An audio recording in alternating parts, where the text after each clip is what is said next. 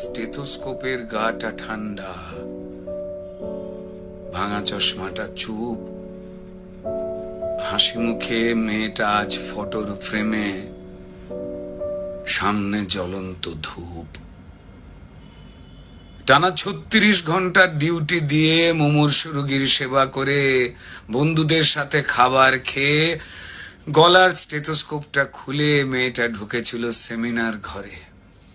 ভেবেছিল দু চোখ বুঝে একটু জিরিয়ে নি।